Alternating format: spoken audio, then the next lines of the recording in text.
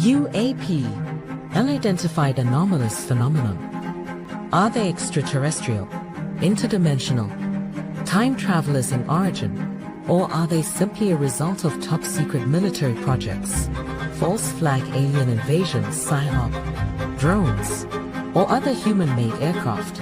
Join the discussion now on UAP Crossfire.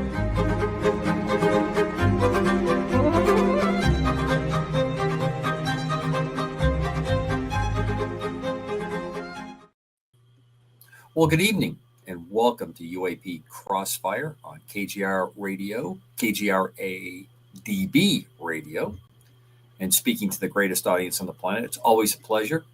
I'm with my co-host tonight, Don, a.k.a. Decker, the Silverback, Chris DePerno, Dan, the Padre Carlson. Good evening, gentlemen. You all look well. We had a little chit-chat before we came on to the show. Things sound well?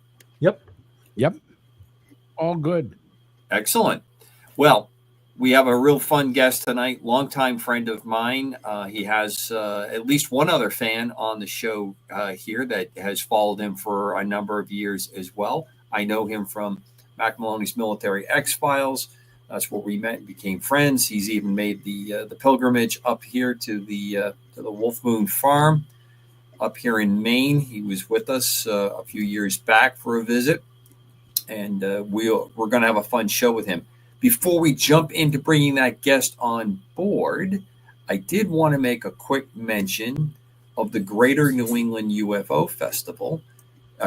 Conference, not festival, that's coming up. But it is pretty festive.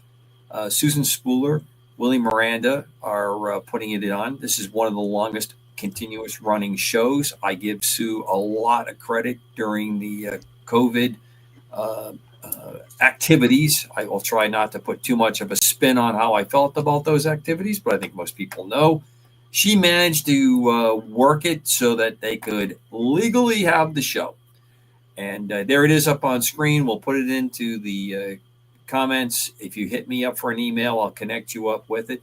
Our own Mark D'Antonio from KGRA Sky Tour will be speaking there, and that's one of the many times that I've attended the conference. He'll be giving the speak. That's where I got to meet Mark the very first time. So I'm excited to put this show up. As I talked about with our guest last week, these kinds of regional shows, I think, are critical. They're very, very important. They present a very needed access directly to a lot of people that are talking. And doing research, and in some cases, selling their books direct, selling their papers and their work to continue the research. So I hope you'll take advantage of that. And if you're in the Greater New England area, it's on 6 September. It will be in Leominster, Mass, which has a famous UFO incident all onto its own. And some of the people that are there are experiencers. So with that said, let's bring on our guest, Mr. Steve, a.k.a. Switchblade, shortened to Switch Ward. Many of you know him. Long-time researcher, long-time presenter. He has been on a number of shows. He was on my show a number of times. In fact, I was on one of his earlier shows. Steve, Switch, welcome. It's great to have you here in UAP Crossfire. Great to be here. Thanks for having me. So you have a new show coming up. I want to just throw that first buzz. We'll try to get that in a couple times. Tell us a little bit about it. Well, it's actually my same old show. I've been on hiatus for a while. It's the High Strangeness Factor, copyrighted on the Paranormal UK Radio Network. And it is, my co-host is Andy Mercer from across the ocean. And he's the guy, he's the producer. So the show doesn't get out if he's not there. And a great guy. We've been doing it for 5 or 6 years with a hiatus or two now and then. We also have Susie Bastille on, a great lady. She's out of Connecticut, and she's also known as the Pukwudgie Whisperer. She has investigated the Bridgewater Triangle and the Pukwudgie reports and so forth. She has a couple of websites, and she's a great addition to the show. So to get things kind of kicked off a little bit before I jump down my long list of fun stuff here to tag with you guys, why the title, The High Strangeness Factor? Because I think it's, I know that Decker has some connection to some of the folks that you have been a long time student and in contact with. Explain to everybody what the high strangeness factor, where that comes from. Well, I've been a fan of John Keel, a Keelian, and a fan of Jacques Vallée for decades now. And I was a guy who, back in the old days, you kids all remember the 60s, I'm sure. The great days of APRO and Jim and Coral Lorenzen, and those great books on the Close Encounters of the Third Kind, the landings and so forth. Frank Edwards, where I first learned about the Kelly Hopkinsville goblins and the Flatwoods monster. I was very, very attuned into these things being very physical, ETs checking us out, collecting soil samples, occasionally giving us a unscheduled medical examination. But then as time went on, I was reading Keel. I wouldn't read Operation Trojan Horse for a couple of years because I had this feeling, this undercurrent that he was just going to destroy all my paradigms, and he did. So I did that. I had to go into therapy after I read Trojan Horse. I recovered, and then I read Jacques Vallée's Passport to Magonia. So those two books set me off on a whole different track. And the high strangeness aspects are the fascinating things about so many of these experiences, because they're just not straightforward. You don't go from A to B and have a nice conclusion. There's something very, very different going on, something we just don't quite understand. So the high strangeness factor just seemed to be a natural moniker for it. Perfect. Well, Decker, I'm going to jump in with you because we were talking before Steve joined us on the warm-up to the show about your meeting and the movie about the Mothman. And the reason I took the Mothman UAP because it's an interesting way to attack this subject and what has occurred on that. If you don't mind, Decker, jump in a little bit and tell us some of the stuff you were telling us off air for the audience. Well, I had nothing to do with the Richard Gere movie. Zero. Nada. Nothing. But in 1991, I met who became one of my dearest friends. Although we didn't agree on everything, but when it came to the UFO topic, he was right in there. We had a number of adventures we went on over to Nevada, Las Vegas, stuff like that. But he came out. He had been an actor. As a matter of fact, a very well-known actor back in the day. Late 70s, he starred on General Hospital. Then he migrated from daytime TV to a lot of stuff in the night. He was in the original film Midway with, my God, Charlton Heston and a whole slew of those, actors. That movie's packed. Yeah, he was the co-pilot of Strawberry 12. So okay. Who is this person you're talking about? Richard Saraday. There we go. Okay, Richard Saraday. So Richard's career, he felt it was going cold. So he had been an avid reader of UFO magazine. So he called us up and said, I'd like to come out and meet you guys. He told me who he was. And I said, sure, happy to do it. So we met in Sunland, small town, just a few miles down the road from where I'm at now. And there was a restaurant down there that we met at, started chatting, and we almost immediately hit it off. And I took him up to home, introduced him to Vicky, my wife. And he said, all the years that I've been in Hollywood, he said, I would love to start doing some media on the UFO topic. So make a long story short, I said, well, buddy, you got a lot of studying to do.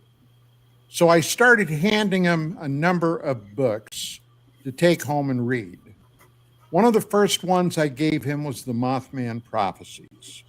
Now, when I came back from the Army from Vietnam in 1972, I had come across a magazine called Fate magazine and read it. I liked what I read. I ended up getting a subscription to it. And it was around 74, I think, or maybe 75. And I saw this blurb in there for this new book coming out by John Keel. Now, I, of course, knew who John Keel was. And I read it. It was called The Mothman Prophecies, and it dealt with a very unusual situation that happened in West Virginia. And I remember it as it was happening well.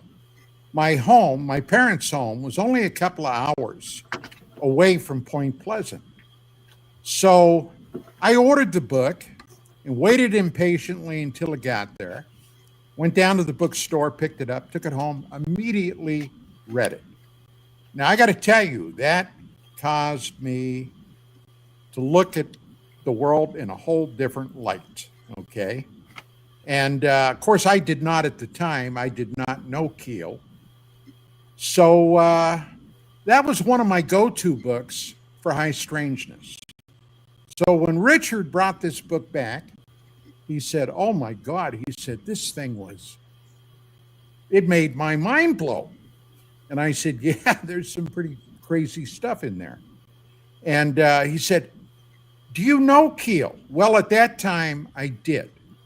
I had interviewed John for UFO Magazine, and we had run the interview. And I said, yeah, I know him, not real well, but I know him. He said, I'd love to talk to him. Could you call him up? And I said, sure. So I did. And told him why I was calling, gave him to Richard. Richard started talking to him about possibly optioning his book. And you had to know Keel to know what kind of a guy he was. He was, to put it mildly, a bit of a curmudgeon. And Keel could not have been any less interested than he was. He said, you can't make a movie out of that book. Richard said, yeah, I think we could do a screenplay, and I'd like to talk to you about the price for maybe optioning. Keel wanted nothing to do with it. And this was, like I said, about 1991. Obviously, his attitude changed in the late 90s because they must have waved a bundle of money at him because they ended up doing the Mothman Prophecies with Richard Gere. But I got to tell you, I was at one of the first showings for that movie. By that time, I knew the book inside out. I knew the story inside out. I had talked to people down in Point Pleasant. And to make a long story short, that movie had nothing to do with Keel's Mothman Prophecies. I think it was actually a real garbage movie. And the bottom line is, hey, you don't hear anything about it today. So I think the viewing public pretty much dismissed it as well. Switch, Steve, what do you think? Do you have any remarks about that? Me? Yes. Yes. Actually, my first reaction was negative when I saw it. I thought, you always want more of the book in there. It has grown on me over the years, but I interviewed Richard Hatem on my show, who was the screenwriter. And I don't know if you've read Brent Rain's book called John Keel, The Man, the Myths, and the Ongoing Mysteries. Great book. In there, he's talked about when he was talking to Sandra Martin, who apparently was John Keel's literary agent for a while. And I think he had gotten several screenplays where they were just trying to turn Mothman into a monster. But he absolutely loved Richard Hatem's screenplay. Martin said he was laughing. He was so happy. And he said, look, they've changed everything. They've updated it. They've got me married and so forth. But he said, finally, he thought somebody captured some of the basic, very basic ideas of the film. So, again, they told their own story, but it has really grown on me over the years. There's certain elements I really like. Alan Bates playing Dr. Leak. Of course, Leak is Keel spelled backwards.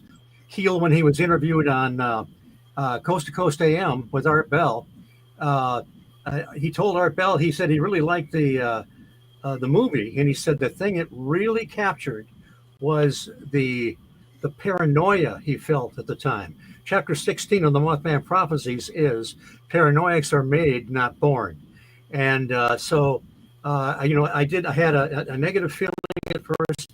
It changed it around. I even love the soundtrack by Tom and Andy, very atmospheric and so forth. I love the interaction between Gere and Bates, their conversations, the intricate cold conversations on the phone. There are some parts of that film I really like. There's a couple areas that kind of fall dead. Now of course I live in Point Pleasant now. I live on the very road that the Scarberries and the Mallets were chased by the Mothman on November 15th, 1966. Richard Haddam is going to be here on September 20th and 21st when we're going to have the festival, and he'll be speaking. So I'm really looking forward to that. So I completely understand your reaction to it, because that was kind of my initial reaction. But and now it's my favorite Christmas movie now. Well, jumping over to Chris DePerno. Yes. Introduce yourself here and get a little turn here. I gotta tell you, Steve, thank you for being on the show. This is a subject that I had to start researching when I heard you were coming on the show, because I've never really investigated a lot about Mothman, but I find a lot of stuff very interesting about this, and I went to dig up. It kind of brought back an old investigation I did, and I kind of said, geez, I'm not going to have to ask Steve about this. Anyways, the Mothman, one thing that I couldn't find, and I tried so much, the Mothman is in no way, no shape ever coming out of a UFO craft. Am I correct? Have you ever had any of that? One sighting. I can't pinpoint the time, and Keel reports on it, where a couple of women claimed that they saw it fly out of or into some kind of a light or craft. There's a couple other things that connect Mothman to at least globes of light. There's I keep losing my earplug here. Marcella Bennett was the lady that, this is just a few days after the sightings broke. She and her brother thought it was a big joke. They went out to what we call the TNT area. That's where they made explosives during World War II, 9 miles north of Point Pleasant. It's the McClintock Wildlife Area now, but it's always been called the TNT area. Now, it didn't chase that couple, Scarsbury and the other couple. It didn't chase them, did it? It chased them in the car, yes. It did. Okay. And just last year, I talked to Roger Scarberry, the guy driving the car. They gave initial interviews, 50 plus years ago.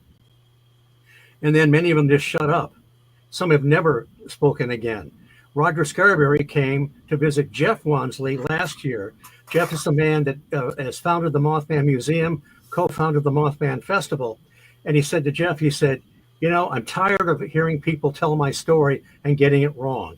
So he gave Jeff a full interview, and I was in on part of it, but it's under double secret probation now because it's going to be in Jeff's next book.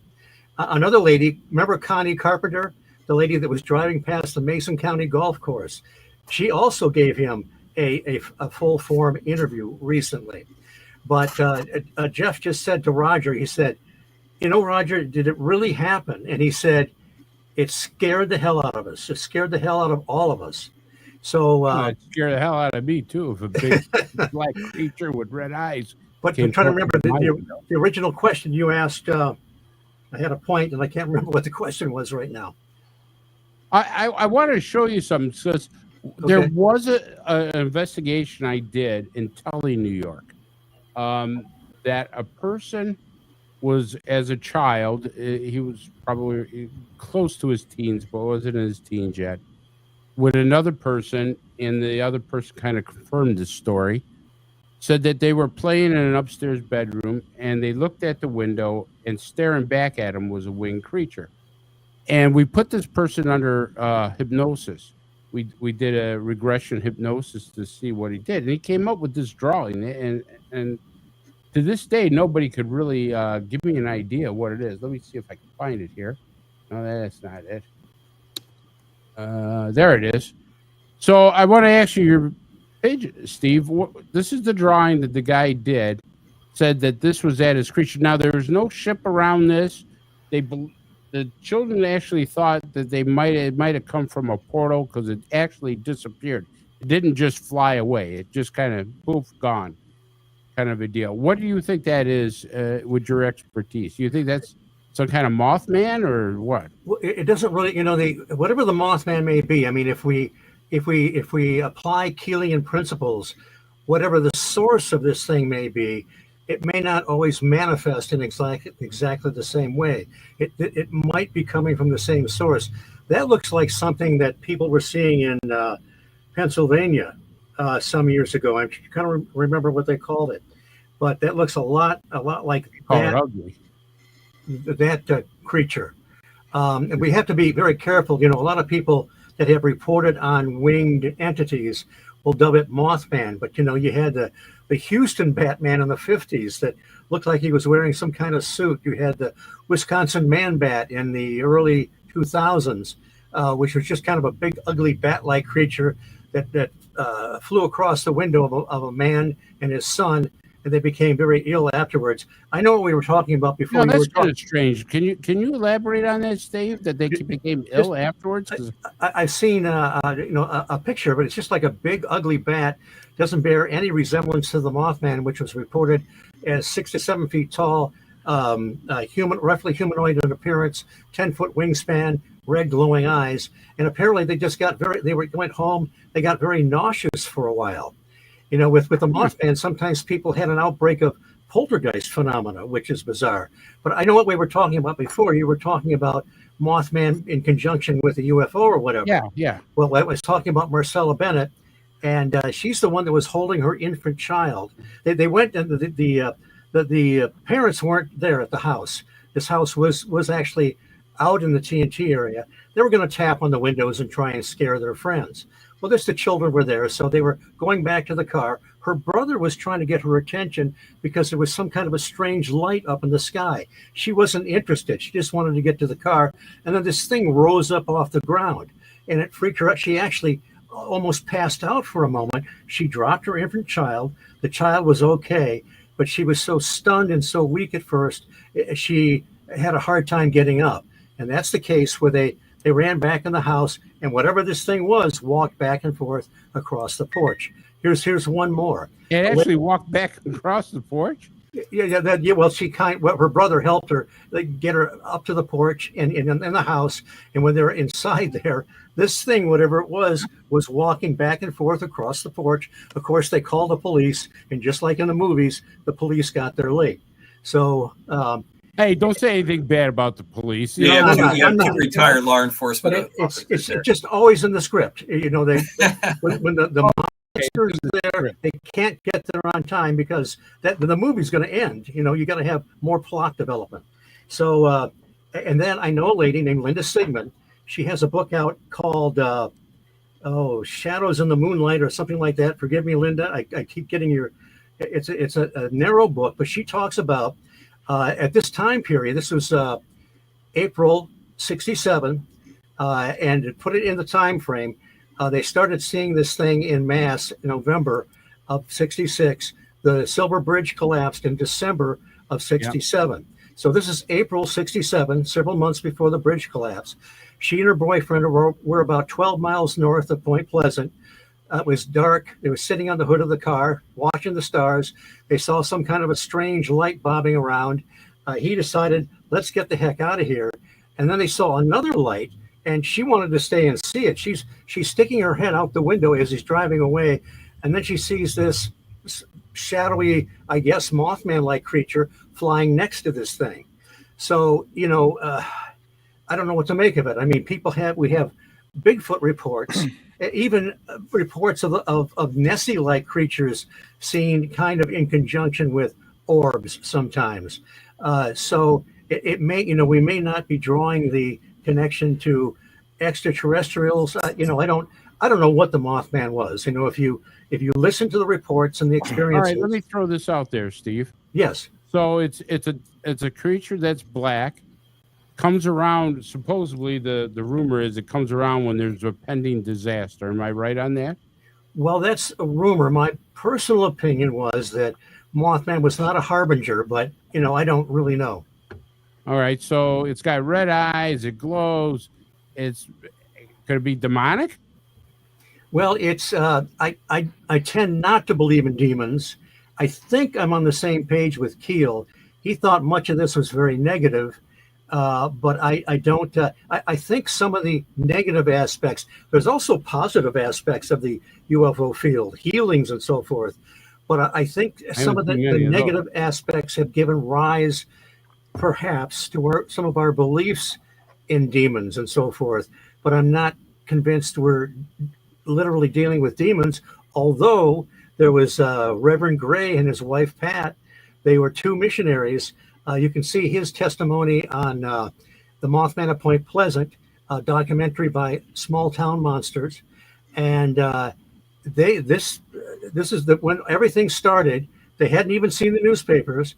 They were going to head off to another country the next day to be missionaries. This thing manifested in their bedroom. Classic Mothman, 6-7 foot tall, red glowing eyes, wingspan. And in their context, they thought it was a demon, and it just melted away. And then they went away, weren't looking at any newspapers. They came home sometime later, read the newspapers, and thought, my God, that's what manifested in our bedroom. Yeah, after I put on a new pair of pajamas after that. Yes. If you're wearing adult diapers, you're all set. Yeah. Anyways, yeah, I'm just thinking that there's some certain things, and I saw that movie with Richard Gere too. I was, I didn't think much of it. I was surprised there was no gerbils in it, but anyways. Well, I was wondering with that happy news. That one. With that happy news, let me move it over to the Padre, longtime listener and fan of Steve's, the Switchblade. Padre, why don't you come in and maybe help us out with a little ecumenical guidance after our first two commentators? Sure, I'd love to. I have been looking forward to this night for days, an opportunity to dive into this. And before we begin, I want to kind of lighten things up a bit here, Steve. We know that your community has really embraced the whole Mothman lore. There's a museum there, and I believe you're a tour guide at the museum, are you not? Well, I just work there part-time on weekends. I greet people. I answer questions. Some of the younger kids there that don't remember the 60s. I've been following the Mothman even before he had a proper name. That first, not wasn't the first sighting, but the first major sighting, November 15th, 1966, when they were chased out of the TNT area. That hit the wire services all over the world. It's they even in the Mothman Museum, they have a clipping from the Stars and Stripes military newspaper where it was reported. And again, it took a while for a creative copy editor to dub him Mothman. This poor guy had nothing to do with the moth, but the Batman TV show was popular at the time. So it just, I guess, made sense that, you wouldn't call it Batman. I mean, it's already been taken, right? So Mothman is the next logical choice, I guess. But yes, they have next door, they have the Point Pleasant Trading Company, where you can get even more Mothman T-shirts. You can go upstairs and play Mothman Blacklight Mini Golf. The graphics are phenomenal. Even if you're competitive, you won't care if you win or not. It is so well done. And they have an escape room above the museum. Now, I will not do the escape room, because in some circles, I'm kind of known as the Mothman guy. If I fail, if they find me my dried up husk 3.5 weeks later, then I'll never live it down. So I'm content to let others do the escape room. But they have, there's some good friends of mine, Bill and Jackie Kuselis, have written a book on, it was called Bridging the Tragedy. And it talks about not just the loss of life and the bridge collapsing, but the devastation that economically people felt, the loss of family members and friends, and it's just so well done. And it talks about they interview several individuals that narrowly missed the bridge collapsing, that lost good friends and family members, and talked about how things have slowly come back over the years. And it was Jeff Wamsley, his friends and family, another great lady, Carolyn Harris, that co-founded the festival, even though she lost her little boy, who was about 6 or 7. He was crossing the bridge with her ex-husband when it collapsed. And nevertheless, with all that tragedy, she knew that, by doing this could slowly help. And it's been, I think 2001 was maybe the first festival. So, you're right. It has, at first I think the residents kind of resisted it. And, you can understand that with thousands of people jamming up traffic for a weekend, but it has just really revitalized the community. Now, there's a statue of the Mothman yes. Is a life-size replica. Can we see the front of that statue, Bill? Producer, call that up for us. I sent some pictures in. Somebody sent the back part of him, too. Now, this is a very stylized version of the Mothman, and I'll be inside the museum a lot answering questions. And one thing about the museum, we have 5 documentaries going at the same time. One of them is the Mothman Legacy, which is by Small Town Monsters. It's a sequel to the Mothman of Point Pleasant, and I'm one of the. You will see my handsome countenance in there a few times if you stand around long enough, and it's always fun to walk back there when somebody is looking up and sees me up there, and I'll make some stupid remark about how handsome that guy is, but he's so full of himself, he won't shut up.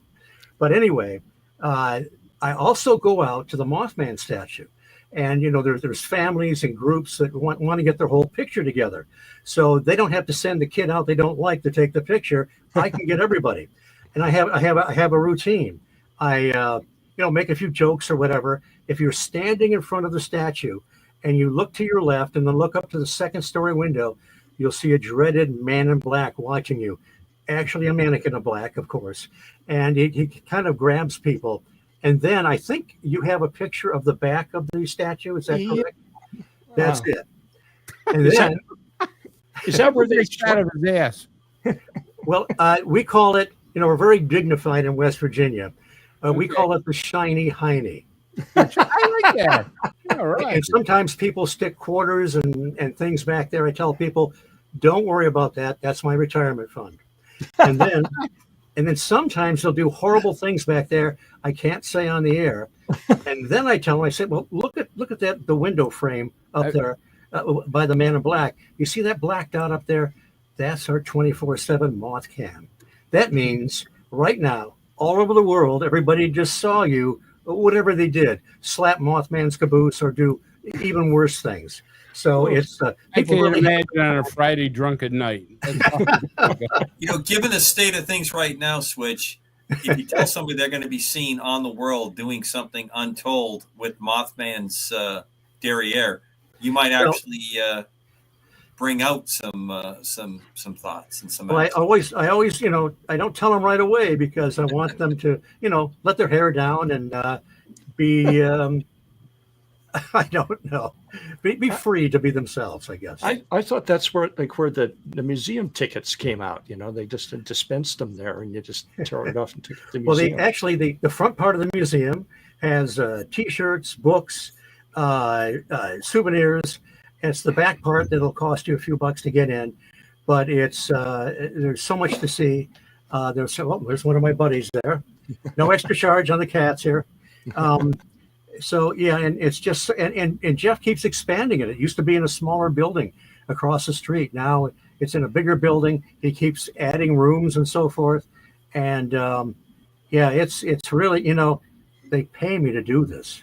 That's the tragedy right there. But, Steve, I've got a question. Yes, Padre, are you done? Oh yeah, because I don't want to jump in front of you. Go ahead. Okay. The one thing about Keel's book, and believe me, I really dug into this with Keel.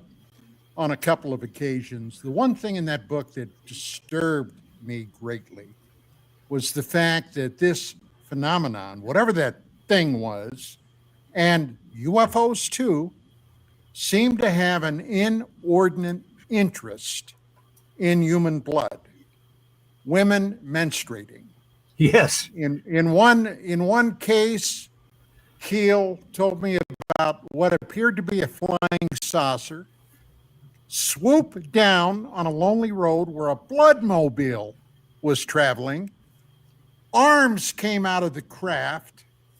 He thought they were going to attempt to steal the bloodmobile.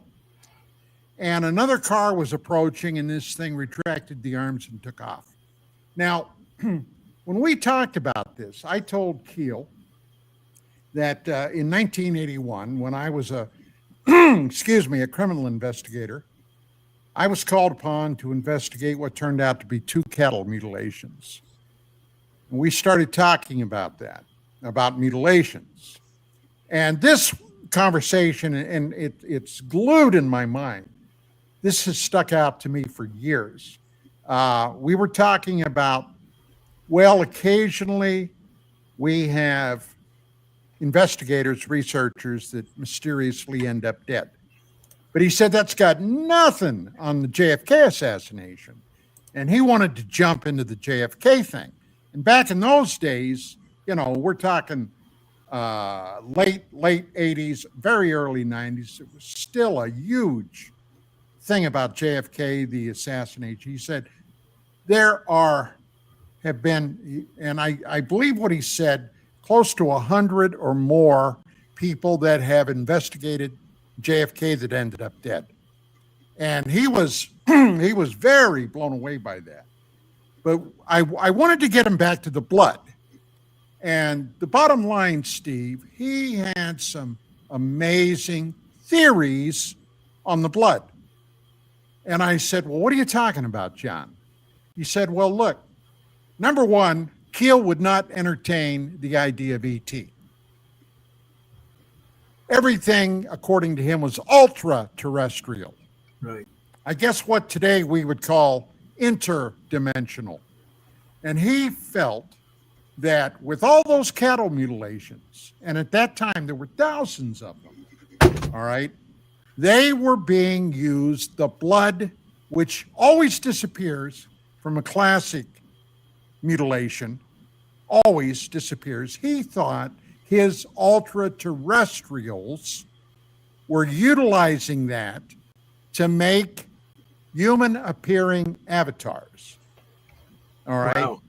Now, in one of those cases, I'm sure you're familiar with these odd people, I guess you could say, that would often turn up at a UFO witness's home. In one case, and Keel related this, it was in his book too, this guy came to somebody's house, okay, that had just had a UFO sighting, knocked on the door, wanted to come in and sit down and talk about it. And this thing, whatever it was, appeared very robotic.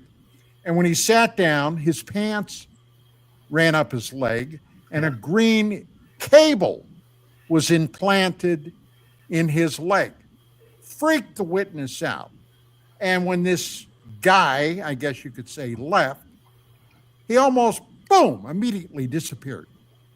Okay? Couldn't find him. Nobody there. And the other odd thing was often when these MIBs, I guess you would call them, showed up, they would often be in classic cars like immaculate Cadillacs, years and years and years old, shiny to the nth degree. And they would disappear often out of sight. Now, Keel believed, this is what he told me, Keel believed that these things were, he said ultra-dimensional. I think interdimensional would suit the audience better today. But bottom line was, Steve, I think he was very afraid of them. Do you have any thoughts about that? Yeah, well, he to reiterate, he when he was talking to Art Bell, and he was very very paranoid, and even I guess Ivan Sanderson and his wife remarked one time about how jumpy he was at the time when he was in the midst of it. But there was another factor that was going on, and I didn't know about this, but there are several anthologies out there now that have collected articles by John Keel for the various decades, and there's a few interviews in there. I think one by you, in fact, is in there, and then the one that was in the High Times magazine. But apparently, I did not know this. He had written a critical article on J. Edgar Hoover, and a couple weeks later, some of the harassment that he was getting, that was reported in the Mothman Prophecies with the IRS and the FBI, started. So I have a couple of friends that think it was all paranormal, but it wasn't. I mean, there were obviously some very odd things going on that seemed to be beyond a government conspiracy. But a lot of it, so he's got the two things coming at him: the kind of the whiplash, the return, the paranormal mimicry or whatever of all the bizarre stuff, and then he's got the real flesh and blood stuff, which where they're tapping his phone and all that sort of thing. So he was a mess, and then also there's something that a lot of people don't know. Doug Skinner is a guy that has johnkeel.com, and this is a long story I won't get into, but we almost lost a lot of when Keel died. There were some people that mobilized and got a lot of his papers and stuff out of there before they just threw it all out. Well, Doug Skinner has a lot of the stuff, and a couple of books have been published. I'm going to say the guy that publishes them is I'm just going to say it is a little questionable, but the material comes from that website, and the books are The Big Breakthrough and The Big Blackout. A lot of it is material that came, that filtered down into the Mothman Prophecies. There's some duplication there, but you get more. You get more into Keel's head, where he's questioning people. How can they know this? Are they hoaxing me? But they can't possibly know this. So there's a lot going on there. But in this time period, he was dealing with a lot of, you remember, the silent contactees. That's the one part of the Mothman. That's the prophecies part. And these people, a lot of them were from the Long Island area. They weren't necessarily out of the Ohio Valley. And these were people that firmly believed they were in contact with some other intelligence. And I think most of the information that they were getting was coming through channeling and maybe even automatic writing. I'm not sure there were too many one-on-one connections with entities. I don't know for sure. But so in these books, this is a period of time where Keel is getting really sucked into this and believing that, there's like all these different factions coming through. And of course, it culminated into the December 15th prophecies, where at first they were talking about there was going to be a disaster on the Ohio River. There's going to be this great EM effect, and it's going to happen on December 15th, 1967. Oh, and now we know it's going to happen when President Johnson lights the Christmas tree on the White House lawn. And of course, there was no EM effect, whatever that meant, because that's the very precise moment that the Silver Bridge collapsed. And it was like Keel was so angry because it was like the trickster, this misdirection. But the thing is, if you read The Eighth Tower, now, the Mothman Prophecies, actually Keel begrudgingly put that together. He was done with the Mothman. This was several years later. And then to add insult to injury, they cut out half the manuscript of the Mothman Prophecies. But some of that survives in The Eighth Tower. In The Eighth Tower, there's a passage in there where he kind of reflects back on those days when he got caught up into all this, the silent contactee stuff. And he says, I'm embarrassed now that he would be out there in the dark in the woods talking to supposedly entities, channeling through. Jay Perro was one of them, when it was just all a misdirection. It was just all nonsense. But still, there was some kind of force behind it. And that was that experience that you don't get all of in the Mothman prophecies is something that really added to his paranoia and his fear, I think. Yeah. Steve, when you said channeling, do they know what was channeling with them? I mean, that's a broad statement. Was it an alien? Was it a Mothman? Was it Bigfoot? Well, I think that it might have been something more akin to Carl Jung's collective unconscious. I mean, you remember A Forbidden Planet, right? Oh yeah. The MacGuffin was that race, the Krell race, had developed this advanced technology where they could turn thoughts into matter, into things, and but they forgot the monsters from the id. They forgot the dark part of the human collective subconscious, and that rose up and destroyed their civilization. Great concept, but I wonder if a touch of that isn't true. I tend to think that when we look at Washington D.C., I think you'll see all of it there. There you go. But when we look at some of this, it seems like some of this is probably tied to human consciousness. He talked a lot about paranormal mimicry. He talked about you have, in some cases, it seems like you have, this guy's stealing my thunder here. You have what seemed to be in some cases perhaps a flesh and blood Bigfoot or cryptid. And, maybe some of the ones in the Northwest, even some of those have a high strangeness aspect. But then look at you remember the wave of Bigfoot and UFO reports in Pennsylvania in 73 and 74, Southwest Pennsylvania. Bizarre Bigfoots, green glowing eyes, disappearing in a flash of light when they're shot at gunpoint. Just bizarre stuff, almost like perhaps some of this may have some physicality, maybe not, but some of it is certainly a sort of a paranormal mimicry, what I can't think of the word I want, but a sort of a fox Bigfoot or whatever. And some of these left three-toed footprints rather than the classic Bigfoot footprints. So, I don't know. I don't, in later years, Keel actually backtracked a little bit and because I know by the late 60s, he had chucked the extraterrestrial idea out the window. But he gave an interview to Richard Toronto in the, I don't know if it was the 80s or 90s. Richard Toronto was the guy that wrote all the books on the Shaver mystery. And he did a kind of a fanzine called Shavertron. Well, he scored an interview with John Keel. This is way before the film, obviously, but way after Mothman Prophecies. And Keel said that he said he thought the ultra-terrestrial idea was just one possibility, but he was actually seemed to be open a little bit to more than, even possibly ET to a degree. So, and he also said that he did not coin the term ultra-terrestrial. He said he borrowed it from Ivan Sanderson. Of course, he's the great British naturalist transplanted to New Jersey and a friend and colleague. So, former British spook, I might add. Yeah, there you go.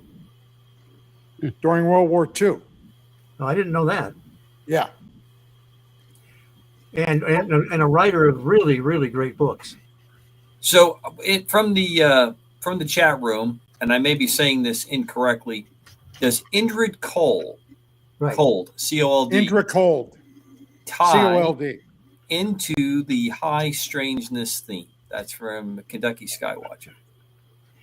I don't know anything about that. Anybody here want to take a turn on that? I can, but if somebody wants to go first. No, go ahead, Steve. You're the guest. Yeah. Okay. And you're the only one that knows. Indrid Cold is another bizarre can of worms. It seems like there's some initial, some of it may really be substantive. This is where Woodrow Derenberger, this is actually started a few days before the Mothman sightings in the same period, but he was driving down Route 77. He was an appliance salesman. And let me back up a bit. Just a little bit before that. Now, Mary Heyer was the newspaper reporter that became a friend and colleague of John Keel. They would go several miles south of Point Pleasant because the TNT area at that time, when the Mothman stuff hit, there were just lines of cars going into the TNT area with a bunch of good old boys with their bow and arrows and shotguns going to bag themselves a Mothman. So they went several miles south to Gallipolis Ferry, still in West Virginia. And we, some friends of mine and I think we found that one of the hills that he would go to. And they would park there late at night after you could tell the farming couple would turn their lights out and went to bed, and they would see these bizarre lights going overhead. So anyway, a few days before the Woodrow Derenberger went to the police about Indrid Cold, there was a man coming, I think with two men, driving south on Route 77, not far from Mineral Wells and Parkersburg. And this elongated craft supposedly came down, kind of came along their truck and kind of, forced them to ease off the road. They stopped. This strange dude, looking, I guess, in quotes, a little bit foreign, whatever that means, with his arms crossed, it talks to them with a pointless conversation and then leaves. And now this guy comes to Mary Hyre and he says, I just got to tell somebody about this. He started to drink again. So he gives this interview to Mary Hyre and John Keel, and they're going to run with it as a news item. And then he decides, you know what? We're not going to talk about it. I just want to forget all about it. And Keel said, well, why? And he said, well, that scientist fella said we should just forget all about it. And Keel said, what scientist fella? And he says, well, he seemed like he knew what he was talking about. And and Keel said, well, how did he find out about your sighting? You have only told Mary Hyre and myself. He says, damned if I know. So that was it. Keel said, well, I can't, it's a total blind item. I'm not going to report it. A couple of days later, Woodrow Derenberger has virtually the same experience. Only this time, another pointless conversation. These aliens or whatever they are not great. They're okay at small talk, but they just don't make any sense. So he's there and he's supposed to be kind of smiling with his arms crossed. And another strange conversation. What are those lights up ahead? And Derenberger says, well, that's Parkersburg. That's a city. And he says, well, where I come from, we call it a gathering. And he said he was from the galaxy of Ganymede. Of course, Ganymede is a moon of Jupiter. So, and he says he doesn't give his first name, but he says he's Mr. Cold. He takes off. Supposedly, there are some people that actually saw some kind of craft or whatever. This kind of gets murky. And that's it. Then later on, he's supposed to have other contacts with Indrid Cold, finds out his first name is Indrid, and he's got a whole bunch of companions that came along on his spaceship, and he's from the planet of Lanulos. Woodrow Derenberger even says he had a trip to Lanulos, only took an hour and a half, and so he wrote a book, one of these self-published contact ebooks called Visitors from Lanulos. And it's just, so initially, it does seem like maybe, here you had this other guy report this before Derenberger, and that wasn't reported on the news, so Derenberger could not have copied it. And also Derenberger would tell people, I think there's, if we go outside, there's something above our house. They go outside and they see a strange light up there. So you have, the more you get into it, you have stuff that has to be BS. But other stuff that seems like, I don't know, paranormal mimicry or whatever. And let me give you another one. So several months later, Keel gets a call from a woman that worked as a nurse across the river in Gallipolis. And he calls her Mrs. Bryant. She's having all kinds of bizarre stuff going on her farm. Cattle mutilations. Her son are seeing these large boxcar-like craft fly overhead at night. They have classic haunting phenomena in the house. Apparitions walking across the floor and then going through the wall outside. So she said to Keel, she told her story. She's leaving late at night. She's in the parking lot. One of these elongated craft comes down. Two men come out in coverall with no personalities and not much to say. And she can't move. She's frozen. And so there's this bizarre conversation that goes on, and they get back in and they leave. and she can move again. She goes home freaked out.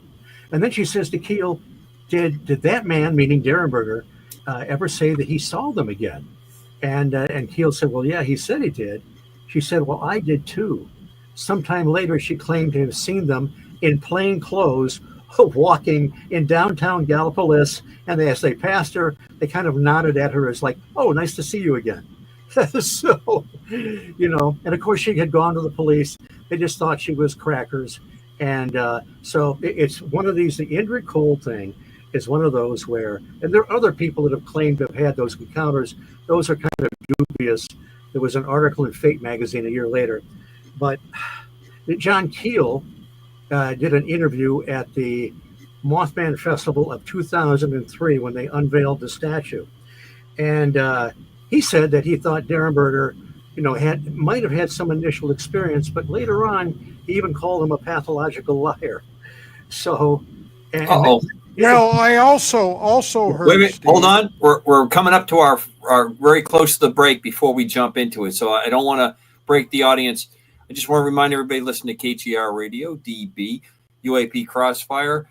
You have Decker, Chris DePerno, Dan the Padre, and our very special guest, Steve Switchblade, Switch to Me, Ward, longtime friend.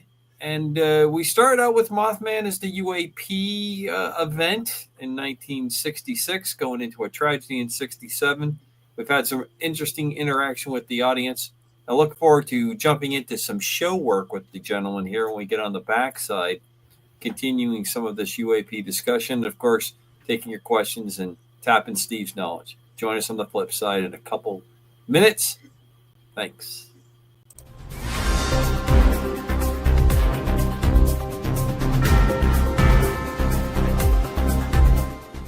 Hold on to your seats, Cosmic Explorers.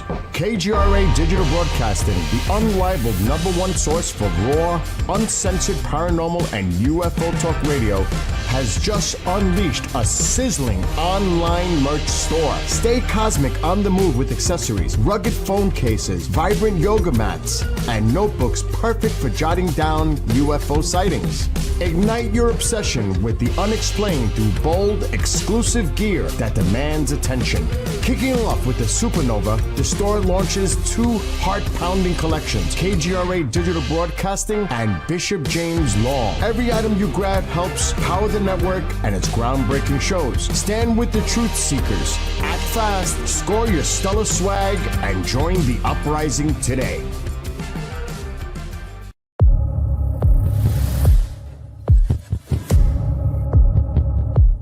So you don't care about his life.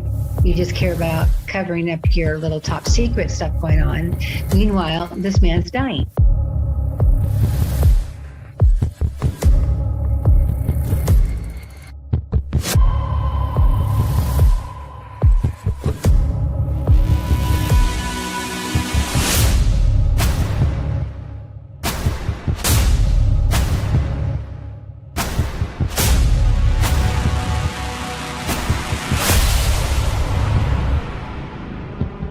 How dare you put these people in the military to defend us, and then when they come out, you just kick them to the curb.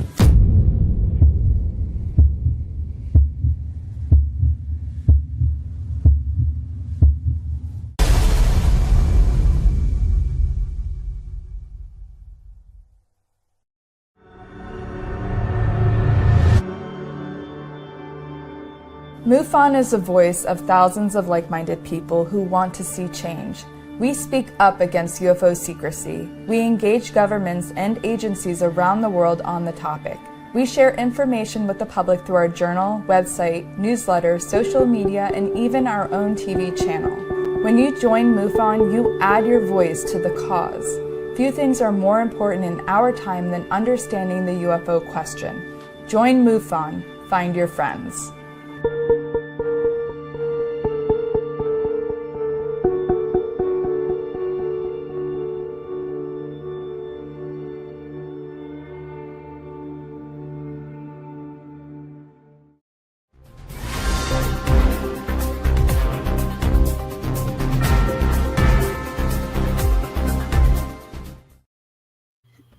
Well, welcome back to UAP Crossfire. on KGR Radio DB. I need to remind everybody, our great audience, the greatest on the planet, to check in to the merchandising capabilities that KGRA has recently put on as a way to support the station, keep the fine programming going on, developing new programs, and keeping the lights on. As I've said about the regional conferences and the other information that goes on,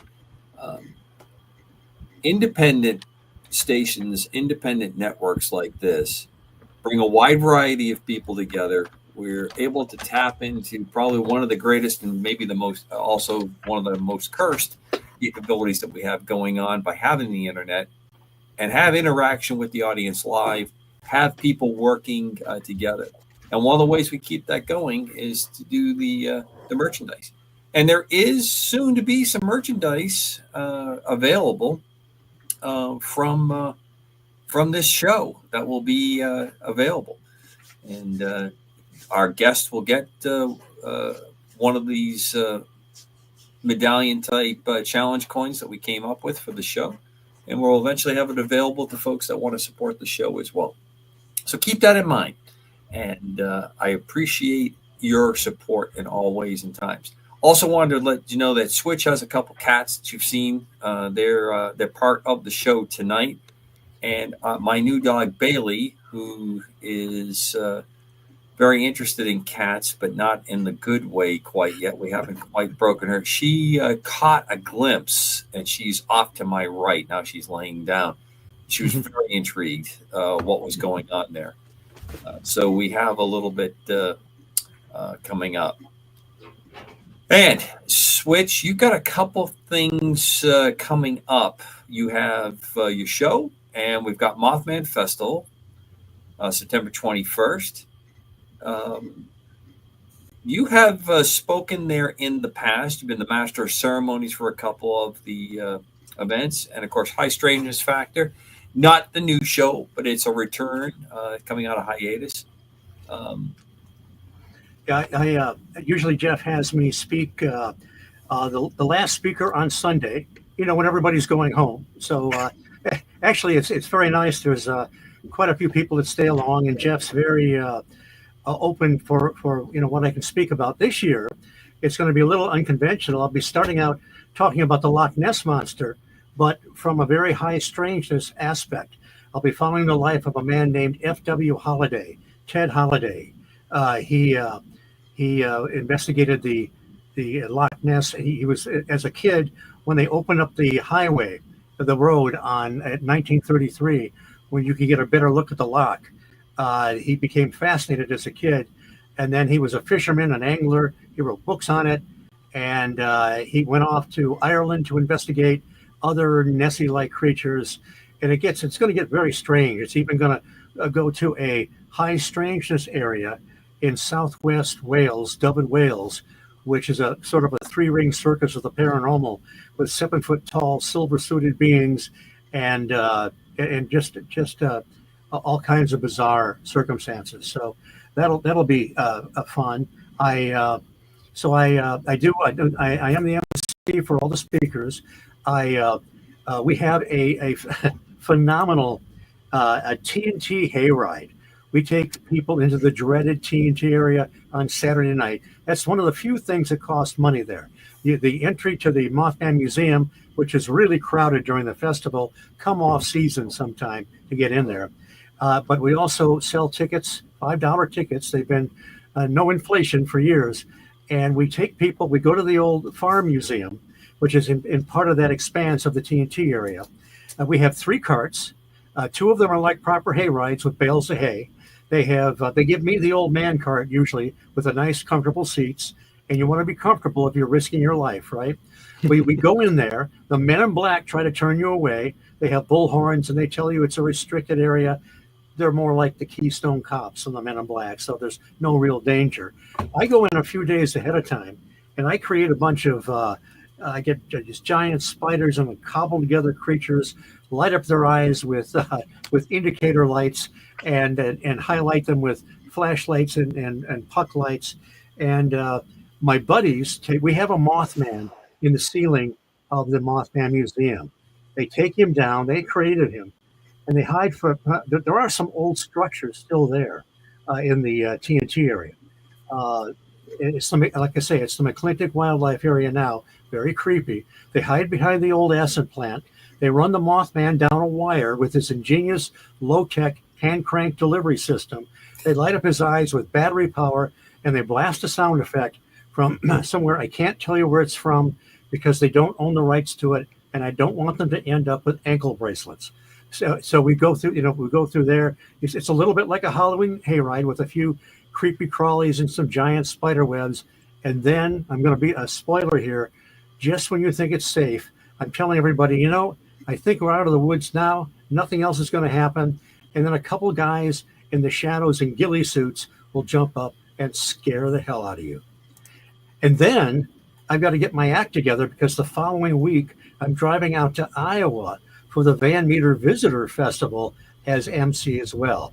And that was about a winged creature supposedly seen in 1903 for about a week in Van Meter, Iowa, just west of Des Moines. And it's a really great festival.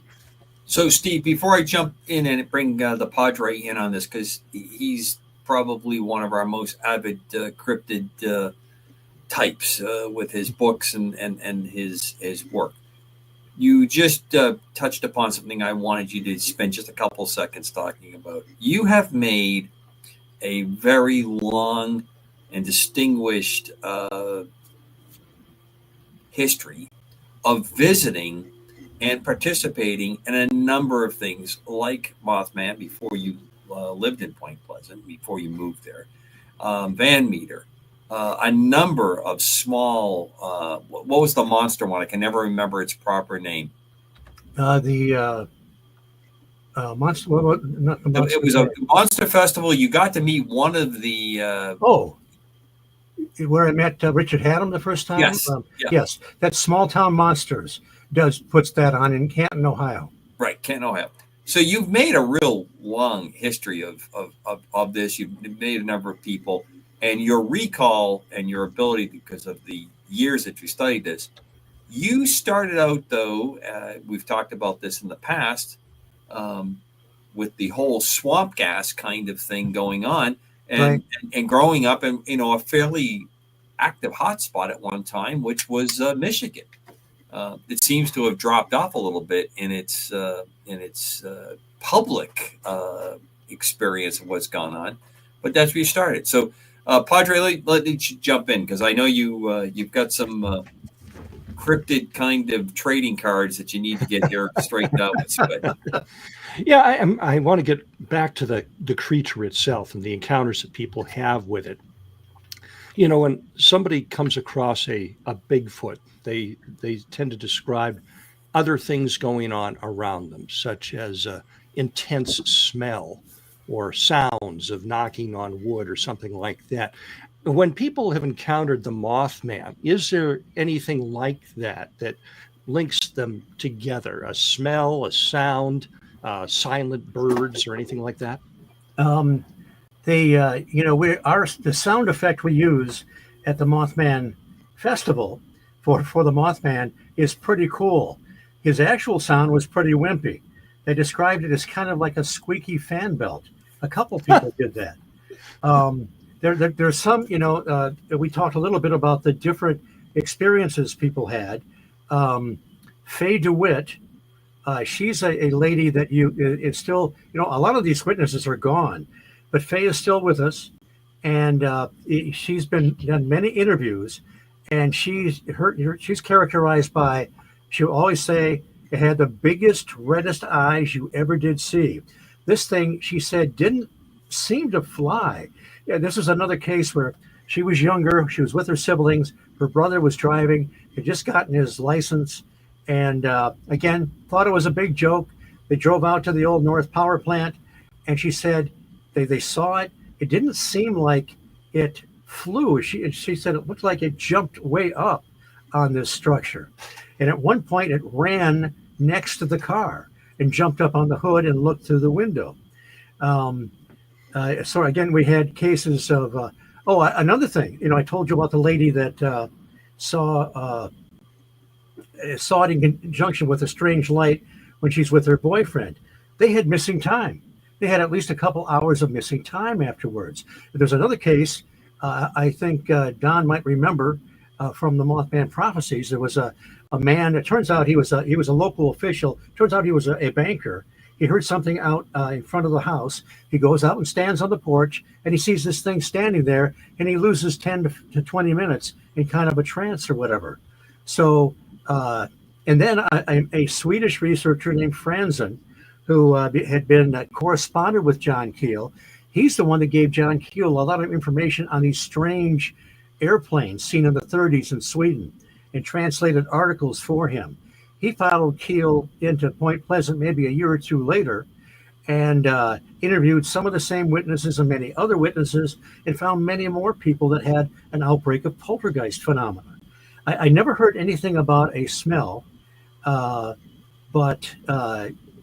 you know, just the noise, the squeaky fan belt, the fact that it didn't always flap its wings when it took off, you know, it's just it presents a paradox. And one time when I do a lot of sort of Mothman 101 podcasts, and usually when people ask me, well, what was it? So I'll go through the litany of, well, it did this and did that, and it presents a real mystery as to what it was. One time I found myself blurting out, well, it's an elemental. And then I said, don't ask me what an elemental is, because I don't know. But it does the ultra, you know, and Keel used the term ultra-terrestrial because he wanted to get away from ET. He didn't think all these things had to be explained by something off-world. And he also talked about, you know, he talked about window areas in Strange Creatures from Time and Space. He kind of eases you into the whole thing by talking, you know, he's trying to come to grips with how these things sort of just show up, scare the hell out of people, and then disappear.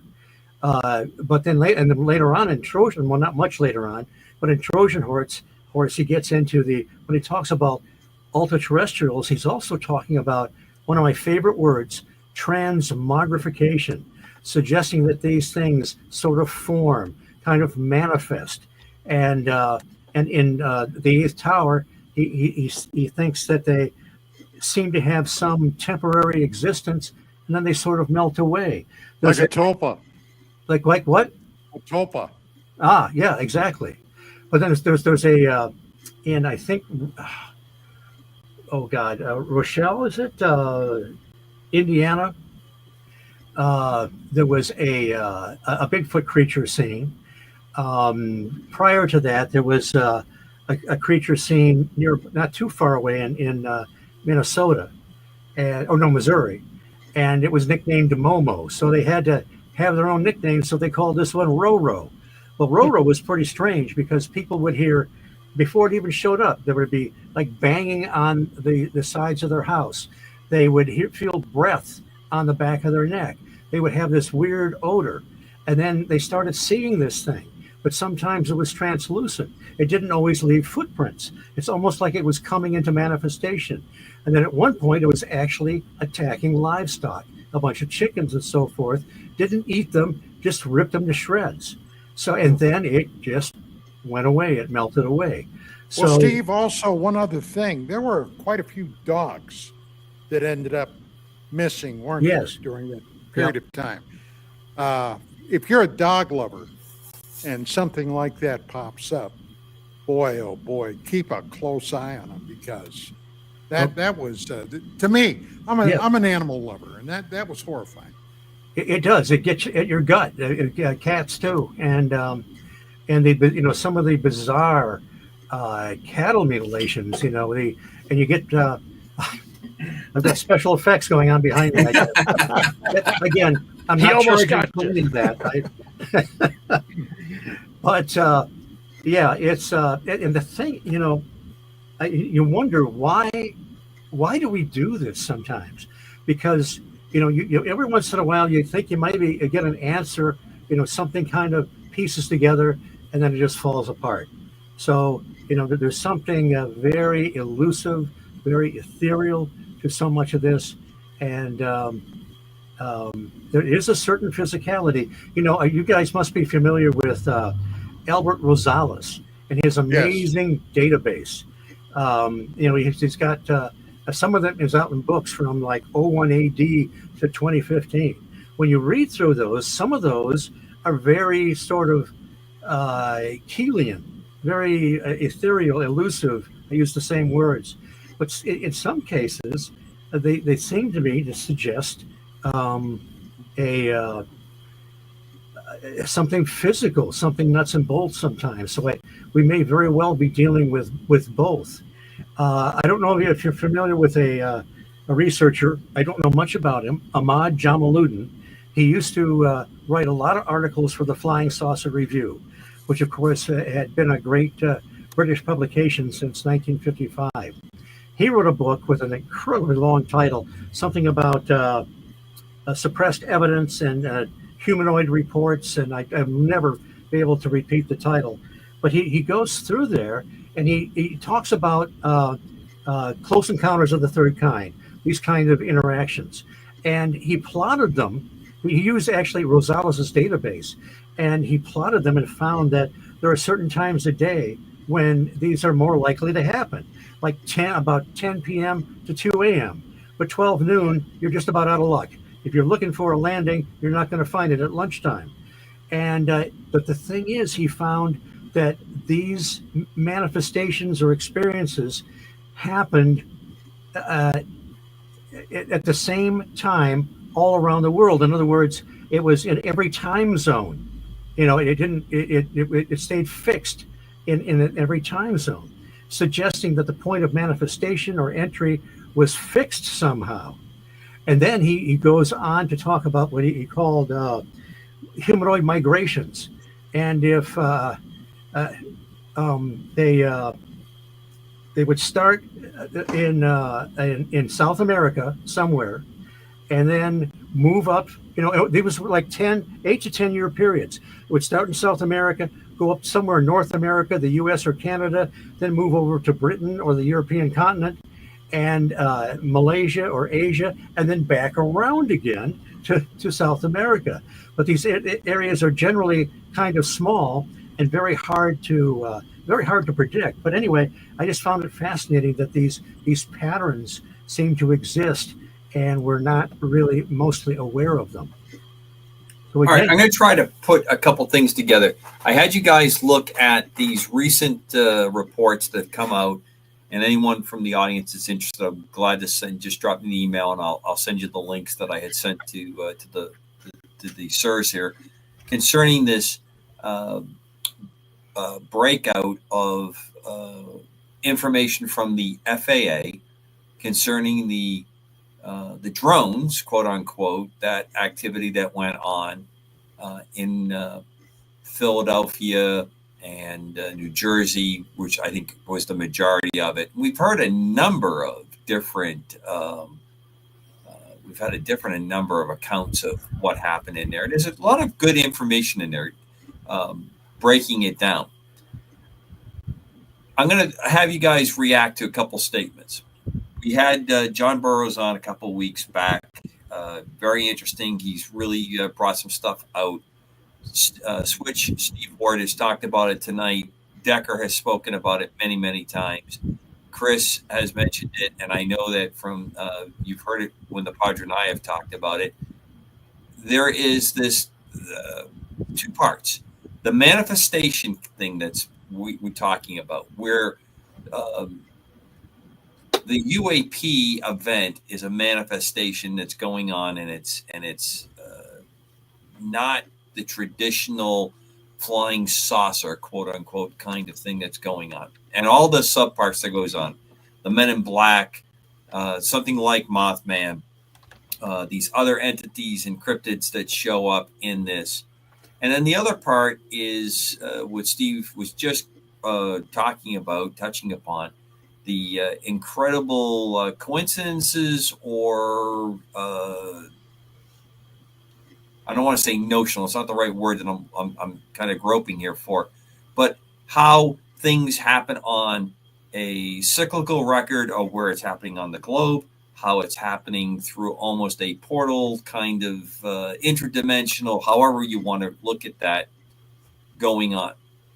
So with that backdrop, a couple things I wanted to ask you about. First, any reaction going around the table here about all this recent revealing by, of all sources, the FAA on drone activity.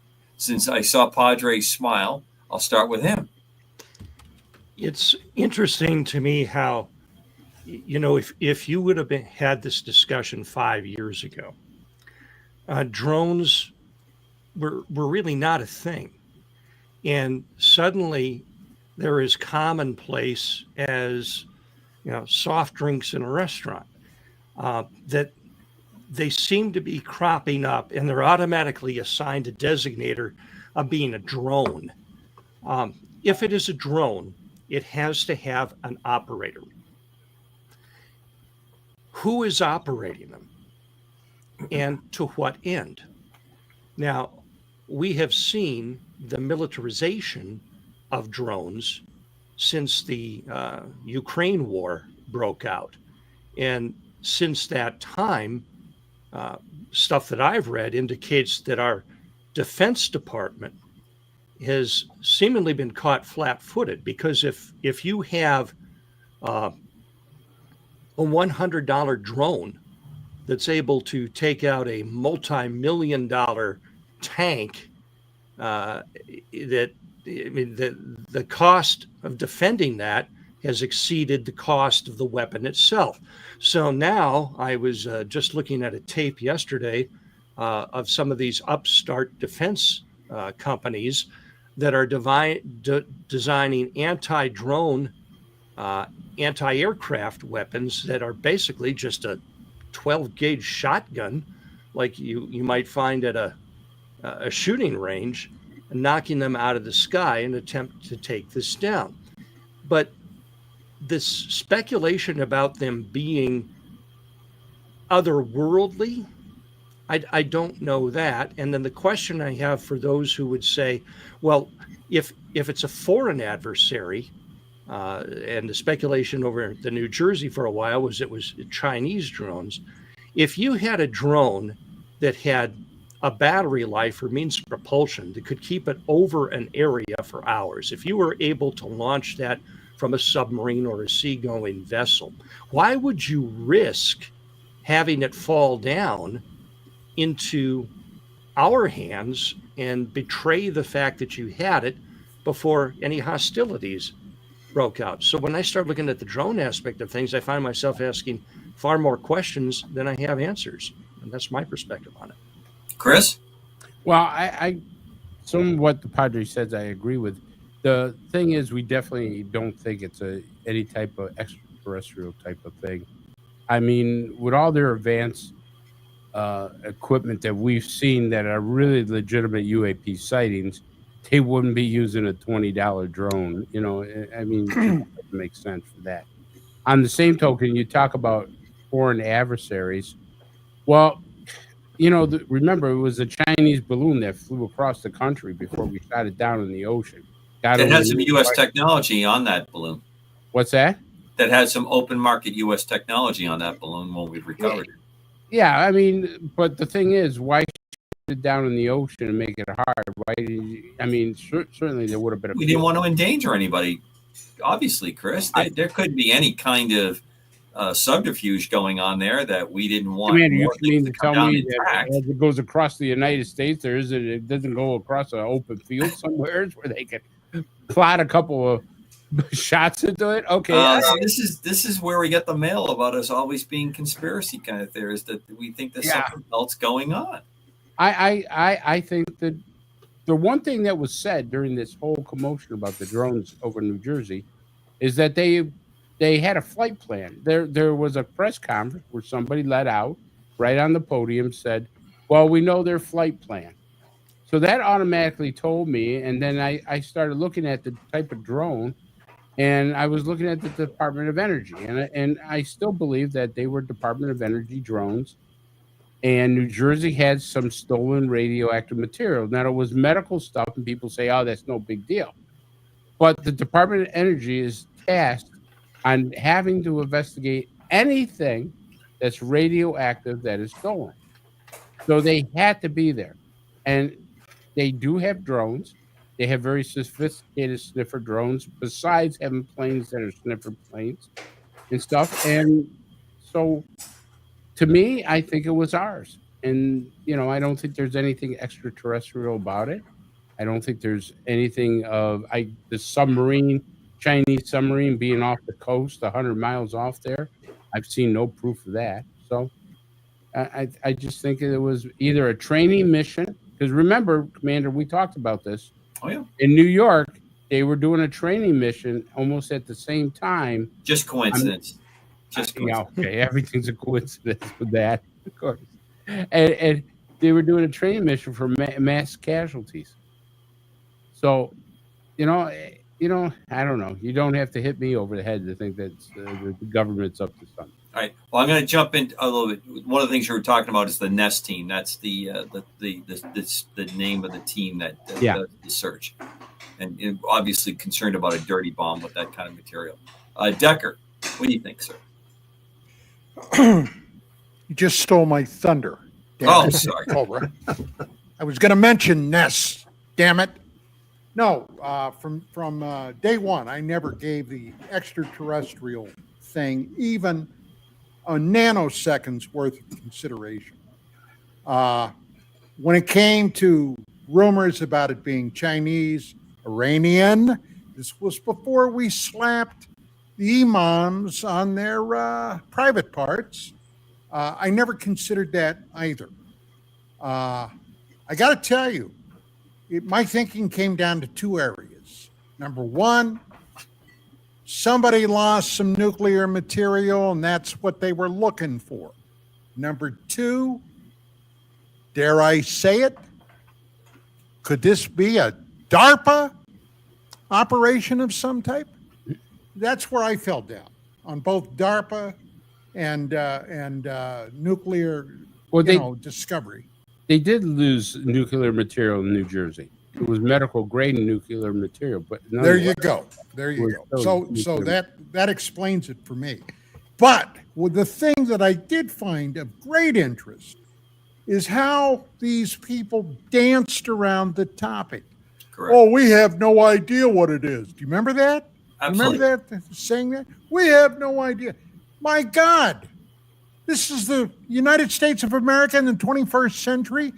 We live in a very unfriendly world, and you're telling me we've got things flying in our skies, especially on the East Coast, everywhere, anywhere. Some were described as big as a Volkswagen Beetle, and you don't know what they are. Well, then why in the hell aren't you out there discovering what they are? So, it to me, it was a trick pony show from day one. Switch. Did that answer your question? Well, yeah, I'm gonna throw a couple comments, but I want to get Switch's take on this as well. It really kind of fell off my radar for a while. It was such a big deal, and I agree. I never thought it was anything to do with ET. The stuff that we read seems to suggest the possibility. Well, they clam up, when they're asked certain questions, they just shut up, and it seems to suggest that some of these things are sort of spy drones or whatever. But yeah, I agree. 21st century, could be very serious stuff. Maybe they do have a handle on it, but they just won't tell us very much. I hope that's the case. So here, let me throw a couple points out. Guys can react to it. Obviously, there was some kind of scheduled or program test that was going on. It was part of a desire to see if they could integrate this capability into the airspace system. To me, it's a very curious place to do it because the density of the air traffic in the corridor that they're talking about is probably one of the densest. And if you followed anything that's gone on with air traffic control in Newark and the kinds of setbacks they've had over the last couple months, especially the summer travel season with not enough controllers, problems with the equipment, breakdowns, and things of that nature.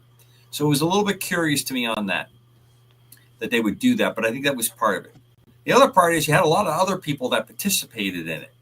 You had people that had their own drones that were just going out and doing their hobby flying in that. That is not really a disputed fact that was going on in there. You had, as one of our Kentucky Skywatcher put in there, you had a lot of folks that became curious, concerned, and started to look to the skies and anything that was in the sky flying at night. And it's curious that you're flying at night if you're doing a test to me, because our nighttime flying activities are almost as much as what they are during the day in the commercial airline kind of density that's going on. So it's a curious thing to do that. So you had a lot of folks looking and misidentifying. There were airplanes and helicopters that were part of the air traffic system going on that may have actually been participating in this. Could have been doing some of the things that Chris and Decker are alluding to. If it's a nest type thing or other activity that's going on. Obviously, the absolute ass clown parade of people showing up and saying things that they didn't know what was going on, couldn't comment on it, misdirect, go talk to somebody else. I don't think that was done by accident. I think that was orchestrated on purpose. I think most of the people that were saying that probably either were told this is the statement they're making, or honestly did not know and had no desire to go further on that. Obviously, we were tossed up in an election cycle. You had the now president that was the candidate that was not going to play golf up at his facility. That seemed like a very interesting thing for him to say at the time, that he wasn't going to go. We had the then sitting president making remarks about it, and it just developed more and more into a fervor. Now, you all know my ongoing remark that crowd sourcing, watching how people react, seeing where that information goes, seeing how people are interacting in social media, what sites are being hit up, what's being said online is a huge part of the test. And I found it to be a great example of things happening in there. One last part, it also seemed to detract from some of the other more obvious military endeavors that went on. We had activity that went all the way out to Wright-Patterson Air Force Base. Very, very unusual how that was handled. Where my base just finished up an exercise. During that exercise, in fact, today the big part of the exercise is that we had a cyber attack that was successful to bring down the network on the base. To the point that in the exercise, they talked about if you see personnel that you can't identify or acting strangely, call it in, report it in, because they actually had actors for this particular exercise who did hook up some gear into the network to cause some disruptions. Obviously, nothing of a detriment, but to exercise its capability. So we saw that going on at Wright-Pat. It's not unusual to me that you would have exercises go on where you're trying with unannounced. You just say, yeah, it's going to be an exercise period, because the response was interesting. They shut the airspace down, but they didn't launch airplanes. There didn't seem to be other security people that came in, so it was a real attack. So that kind of gave me the impression in some of these cases, again, observing how the agencies, the personnel, the plans that have been put into place, how they've exercised, how they went, how they reacted to what was going on. And then you have others, the gentleman from Asia that was flying over Norfolk Naval Station, whose drone, when he brought it back, as Padre was talking about, running out of power, he's very sensitive. He doesn't want that to land. It was a commercial bot one that he was using. It got stuck in a tree, and he went to the door and he asked the homeowner, who happened to be retired Navy, if he had a ladder to help him get his drone out of his tree in his yard. And he said, show me your driver's license. And he says, he looked at the driver's license. He got the guy's name. I think he actually took a picture, if I remember the story, and called the police. And that's when that gentleman decided he didn't really want his drone anymore and attempted to leave by a vehicle. And then he was detained when he was caught. So we do have that activity going on, and we do have foreign powers as well as whatever we're doing in exercises and things like that to penetrate it. But one of the things I wanted to bring up about it was, if you step back and look at the whole evolution of this one very small thing that was going on and all the different things that happened, it almost seems to me a template kind of thing that's happening. And I don't know if we're being completely played all the time. I think this gentleman that's come out, let me catch his name here. Pardon me while I do a quick run. Brett Feddersen, retired military aviator from the Army side. He has a lot of reported credentials. He's kind of a whistleblower in all this, and he alludes to the fact that we have some other activity going on. But if you watch the whole thing as it plays out, and then you play it against some of the things that Decker and Chris and the Padre and obviously Steve have talked about tonight and other times that we've been on there, how this seems to be going with a set plan. There's a big interest. Then there's a really clumsy kind of presentation of information. They literally, everyone remain calm. It's not an emergency kind of nonsense, but we don't know what's going on. We don't know where they're coming from. And then you have higher authorities that are coming out. They know exactly where they're coming from, and they should tell you what's going on. And then later on, you start to get what I call the talk show circuit, although we don't do those anymore, getting ready for the book that's going to talk about what really happened. And ultimately, I always want to throw it back. It's a very interesting place for this to return, where this happened. Because I always think of Mr. Orson Welles and what he did with the War of the Worlds and how he completely adapted H.G. Wells' no relation book and turned it into that. And the medium of the day, radio, and the radio play drama completely turned everyone on end. When that broadcast went off, he did make the announcement in the beginning. Yeah, a little bit coy, a little bit sly how he did it, because he really knew he was driving the audience for that, and the panic that caused, and the panic that I saw return again in an age with cell phones, computer, internet access, the ability to run this down. And what do? We ran ourselves into a frenzy once again, and now we have kind of like disclosure and whistleblowers on this one tiny little event that came up. Now, Chris, is that to cover up everything that went on with possible missing radioactive material? I've never heard a resolution on what that material, if it was ever recovered. They never said a word about it. I mean, I went to to confirm it. I went to the Department of Energy website, and it does explain that there was medical stuff broken. It was in a shipping container, was broken into, was stolen. But you gotta look at some of the theories that are plausible. First of all, we know that the Chinese have land near some of our military bases. So you get, maybe not over in New Jersey, but you got to expect them flying drones to look at our military bases. Any intelligence operation would do that. And that could be passed on to the Iranians and everything else. So you got to keep that in the back of the mind, because as Ferguson was talking about in that article you sent, there were 350 violations of drones going over military bases. Why in God's name they don't shoot them down, I don't know. But, there's that many, and why are we allowing it? That's the thing that bewilders me is, you start shooting down some of them, maybe they'll get an idea, hey, not a good idea to do this type of thing. So, yes, there was never anything that said that military, or I should say that radioactive material was recovered. They never put anything out about it. And, it kind of worries people, because no matter what the radiation material is, you can make a dirty bomb out of it. It doesn't have to be a nuclear bomb. It could be just a dirty bomb to spread radioactivity, across an area. So could that have been used weaponized? Yeah, probably.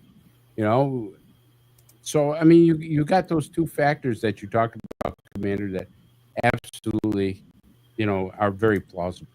Switch, before I put I got one more turn I'm going to put into this. Do you understand, or are you following along with, because you and Decker are probably the two of the best when it comes to the kind of historical repeat cycle that I'm seeing here. Yeah, this was like many small, what we would call classical UFO or paranormal type sightings, where you go through it. You look at kind of all the things that happen around Mothman, right? All this stuff builds up, and then it goes quiet after there's an explanation or time passes. I think these things don't die as easily now because of the ability to rapidly look up, great amounts of data. Although it can be flawed, you can really cross-reference and check a lot of things. But do you understand that cycle that I saw, and how unusual I saw this was with this particular thing, and now these whistleblower type folks that are coming out at the end of this particular one? There are other factors sometimes. A lot of people said that, once the Silver Bridge collapsed on December 15th, 1967, everything went quiet. Well, I don't believe it did, but nobody was concerned about UFO sightings or the Mothman. So, I mean, the whole attention shifted. The Skinwalker Ranch, the original book, The Hunt for the Skinwalker, Colin Kelleher, George Knapp. When the NIDS team came in under Bigelow, the National Institute for Discovery Science, Sherman, that owned the ranch, said, you should not come in full bore like this, because Sherman got a lot of information and sightings and so forth by being incredibly stealthy. And afterwards, Colin Kelleher said, he was right, because when they came in full bore, they still had a lot of paranormal activity, but it quieted down quite a bit. And when you see the TV show, and I'm assuming a lot of it is not staged, it's like even though they have weird things going on, it is toned down. So I don't know, I don't know if it's like like static electricity building up and then tapering off. It could be. I just think there's probably a lot of different factors that tend to make it appear that some of these flap areas are dissipating. So, and it's very difficult to be objective about it and really figure it out. All right, one last twist, because I want to throw this in. The last thing I threw out to you, gentlemen, was and you saw the title of the article. I sent it when I first saw it come to me. UAP or UFO, depending on which one you looked at, crashes in Poland. Well, kind of clickbait, if you ask me. So I opened it up, and there was a vehicle. It crashed, and when it crashed, it exploded. And now it has been convincingly been reported that this was a Russian drone, a Russian reconnaissance aircraft of some kind that crashed. So I can't help myself in these situations, because most of the sites I go to, they have the comment section. And in this particular case, one of them I looked at in Poland, and Poland has a very interesting UFO, UAP kind of history that goes on. There's lots of rumors that Nazi Germany was using Poland as a place where they were putting their vehicles together that were been rumored, since World War II. But I was reading the comments, and were people in there were going, well, of course they're going to say it was a Russian drone. I don't think it was a Russian drone. This is all part of the cover-up. A couple folks in the chat room tonight. We're going to change all the U.S. government agencies to NASA. Never a straight answer, and that's what that stands for. So I'm going to swing it over to Decker. Gee. The Russians in Poland. I'm shocked. Okay, I'm really shocked. That's a new one. Yeah, really. Look, correct me if I'm wrong. My geographical locations sometimes get a little mixed up, Cobra. Isn't the Ukraine fairly close to that as far as the crow flies? Yes. I thought so. Okay. And a Russian drone came down and then blew up. Now, gee, would the Russians do that?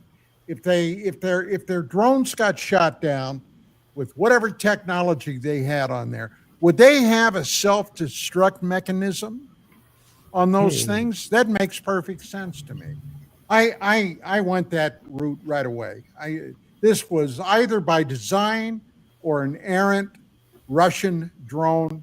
Look, the Russians got no great love for the Poles, and I can tell you this because I've known some folks from Poland. They got no love for the Russians either. And as a matter of fact, they don't much care for Germans too, when you think about it. But yeah, that's not surprising to me at all. Before Chris, before you go, who has the sirens in the background? Not here. Not here. No, not here. Well, it's not me either because I'm out in the woods in Maine. There's no sirens going by. So I've heard it myself. They were just asking if the sirens, they were finally coming for Decker. So I wanted if he's muzzled off, we know that it's because he's got his headset on. Maybe Vicky's barring the door. I do have a question for Steve, and I'd like to get Commander thing.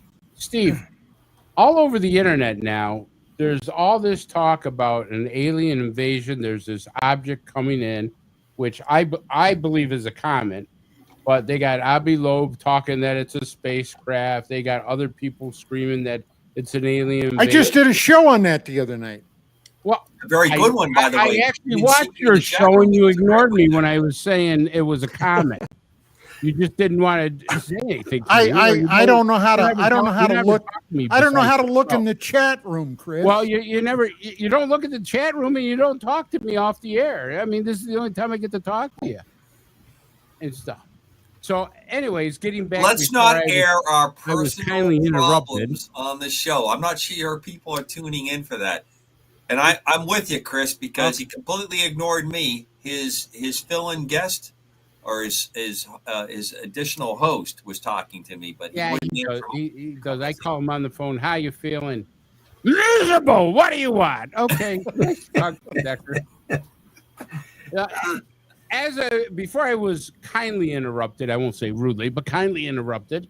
I wanted to get your opinion of this thing that's coming toward Earth or our solar system, whatever, because I've heard everything from, oh, it's just a comet, it's breaking up, to, oh my God, it's 1,000 miles wide and it's a huge mothership and they're coming to eat us all.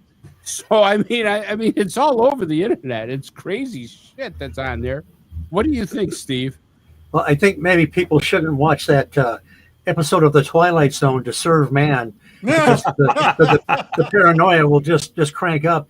I've read some of it, and even on one, I don't know, maybe it was a Facebook thread or whatever, I wrote BS, but it wasn't BS. I wrote the whole thing out, and I don't know. It just it's human nature, I guess. Something. I guess it's an interstellar object, another one of these deals flying through the solar system. I don't believe it's anything more special than a big chunk of rock. Maybe it's in kind of an odd shape. I don't know. But no, I don't think, hopefully it doesn't trigger another suicide cult like the one mysterious object that one comet was supposed to have. Heaven's Gate. So I don't think it's anything. And I think that, maybe it'll get their mind off politics for a little while. And maybe that's a good thing. What do you think there, Commander? Well, I'll tell you one thing that's driving me crazy because this world is so absolutely ass end.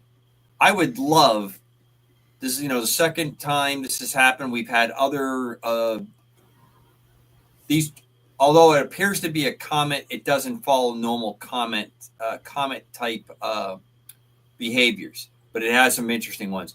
I would just love that we would develop technology to say, this is a really great way to explore the galaxy and land something on it and use it as the vehicle to take our technology out of the galaxy and off where it goes, and just let it send back information and the occasional picture that we can get from it. I just think it's a tremendous lost opportunity that we have these things coming through.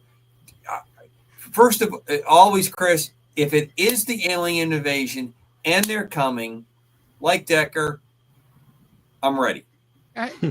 Okay, I'm as ready as ready. I got a lawn chair, a gallon of pistachio ice cream, and a bottle of bourbon. Because what the hell am I going to do?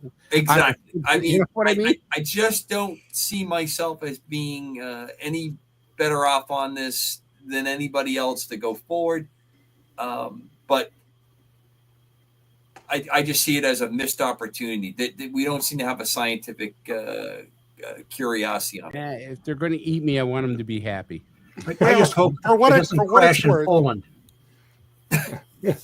For what it's worth, my guest the other evening was Dr. John Brandenburg. I had talked to him previously about this thing. There were actually more than synchronicity would suggest similarities between this thing, 3i Atlas, and Oumuamua back in 2017. Right. And we only know about 3 occasions, 3 times, that an interstellar object has come into our solar system and then left. Now, Oumuamua back in 2017, that was weird.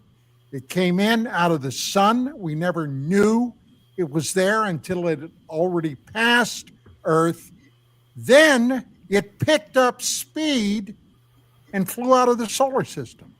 Now this thing is coming in on a very similar ecliptical plane and a very similar flight path, which is running. Now, it's not going to come close to Earth, all right? It is going to come close to Mars and Jupiter. We do have probes there. There have been a number of people that have tried to get NASA to basically say, hey, yeah, we can use our probes that are up on Mars and our Jupiter probe to take a look, but they've refused to even address this.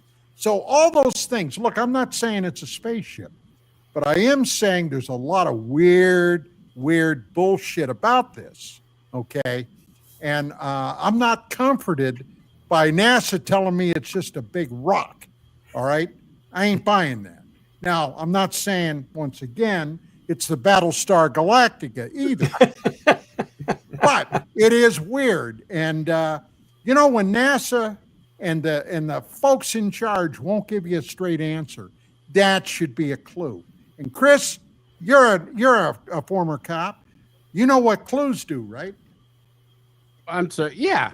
But going back to what you're saying there, I mean, what are you going to do? Suppose it is a ship. I'm not buying it's the Battlestar Galactica either, but if it is, what are you going to do about it? They're 45,000 light years ahead of us in advanced technology. If they come here to blow the place up, they're going to blow it up. Hey, Chris, they're already here, dude. Marijuana, I'll tell you that right now. They're already here, and they've been here a very long time. Yeah. All right, Padre, jump in here because we're coming towards the end of the show. I'm going to give you a couple minutes. You've been entertained, and I want to hear a little bit from you. Well, I am not the military tactician that you gentlemen are. I don't have the depth of experience, but isn't a key component to a successful invasion the element of surprise? It can be.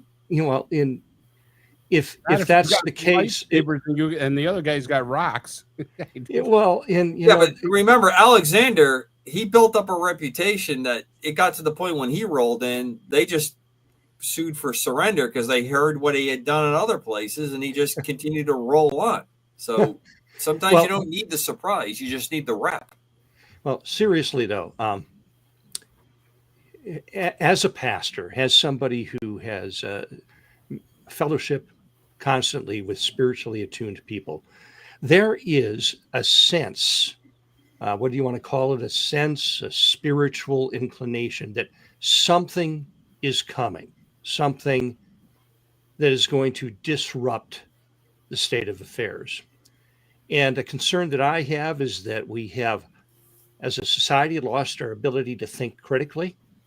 I think we've been manipulated into a distrust of institutions so that if anything calamitous were to come, we wouldn't know who to believe. And with the state of artificial intelligence now, the ability to produce ultra realistic looking videos, the resulting chaos would be ripe for an extraterrestrial, an interdimensional, or just bad actors of the human race to do some pretty neat things as far as getting things under their control. And I'm concerned about that. So sorry to end on a downer, but that's kind of what it's very well said. And I think it's something we're going to pick up next week. All right, we're at the end of the show, folks. It's been fun. I hope you guys have enjoyed it. First, Steve Switchblade Ward and his cats, thank you so much tonight for jumping up. It was great to have you. Yep. We'll have to do it again soon. And Yes. Congratulations that you're bringing the show up again. The Padre, I thank you for your time and preps and the emails that we've had going up. Chris, as always, it's a pleasure to see your smiling face and know about ice cream and bourbon. It's a great combination. Hey, if you're going to go, it's the best way to go, baby. And of course, Decker, thank you so much. And you had a great show on Monday night. I thoroughly enjoyed it and enjoyed Thank you. Seeing Dr. Brandenburg again. He's one of Chris, my favorite people. It's a lot of I fun. still love you, brother. I love you, pal. I love you too. You won't talk to me, but that's okay. I understand, when you're the little people. And God's peace that surpasses all knowledge and understanding. And if that show doesn't make you want to say that as a prayer before you close your eyes at night, I don't know what else possibly could. From KGRA, DB, this show, UAP Crossfire, the hosts, and our special guest, Steve Ward, thank you. And great stuff in the chat room tonight. Thank you, sirs and ma'ams.